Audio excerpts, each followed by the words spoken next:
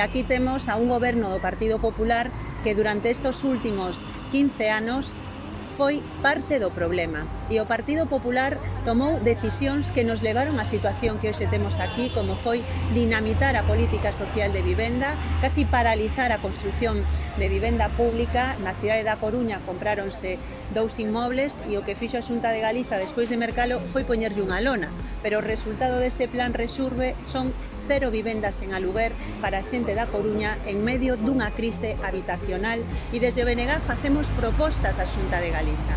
En primeiro lugar, que se declaren zonas tensionadas para regular os prezos dos alugueres e impedir que sigan subindo. En segundo lugar, hai que tomar medidas para regular, limitar e controlar as vivendas de uso turístico. En terceiro lugar, tamén creemos que deben de incrementarse neste momento de crise as axudas e que deben de regularse de maneira que haxa máis recursos, pero que cheguen primeiro a quen máis as necesita. E por último, a proposta do BNG para que se movilice vivenda baleira, porque nas cidades galegas temos 90.000 vivendas baleiras que se poderían mercar ou chegar a acordos cos propietarios para poñeras a alugueres que a xente do noso país poida pagar. Hai alternativas ante a crise habitacional que hai neste momento. Xa está ben de propaganda, xa está ben de políticas bluff, que o goberno do Partido Popular debe actuar.